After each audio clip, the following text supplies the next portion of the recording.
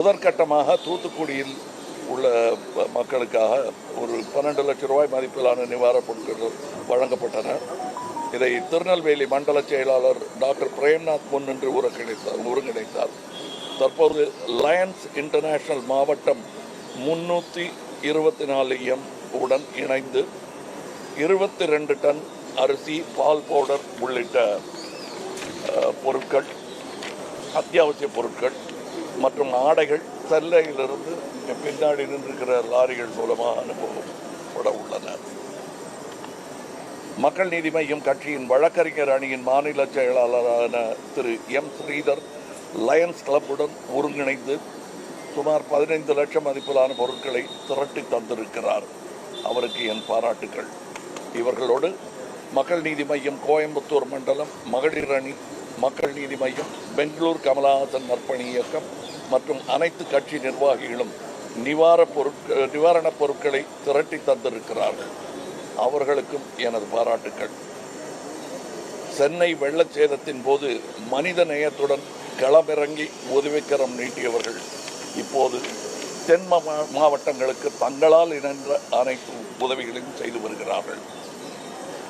சேகரிக்கப்பட்ட நிவாரணப் பொருட்கள் இன்று லாரிகள் மூலம் தூத்துக்குடிக்கு அனுப்பி வைக்கப்படும். உதவி தேவைப்படும் சூழ்நிலையில் இருப்பவர்கள் கண்டறியப்பட்டு அவர்களிடம் தெரிவிக்கப்படும்.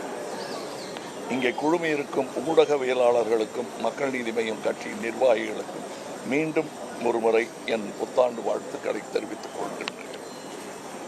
இதில் என்னுடைய சகோதரர்களுக்கு நான் சொல்லிக்கொள்ளும் விஷயம் என்னவென்றால் பல முறை நான் பிக் பாஸ்லேயும் சொல்லியிருக்கேன், இங்கேயும் உதவி பண்ணும்போது ஓடி போய் தடிக்க விழுந்து உதவி பண்ணாமல் நம்ம ஸ்டெடியாக நிற்கணும்.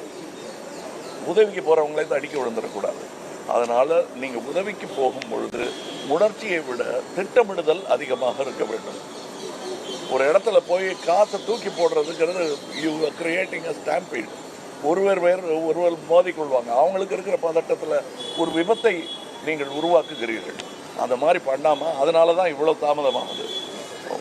ஏற்பாட்டுடன் அங்கே செல்ல வேண்டும்.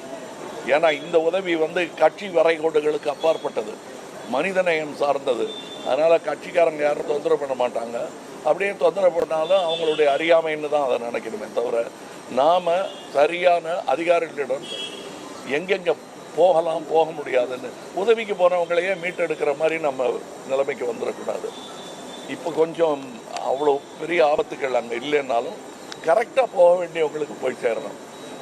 இதில் நடுவில் கிடைச்ச பொருளை வாங்கி அதையும் இருக்கிறதுக்கு ஆட்கள்லாம் இருக்காங்க இங்கே. அதனால் கரெக்டாக நம்மளே பார்த்து இதில் எதுவும் கள்ள மார்க்கெட்டுக்கு போதுடாமல் நம்ம தான் போய் முன்னின்று நடத்த வேண்டும். ஏன்னா நல்லது செய்யணும்னா கூட அதை ஜாக்கிரதையாக செய்யணும். அதுதான் என்னுடைய வேண்டுகோள், அறிவுரைன்னு என்னுடைய சகோதரர்கள் எடுத்துக்கிட்டாலும் பரவாயில்ல.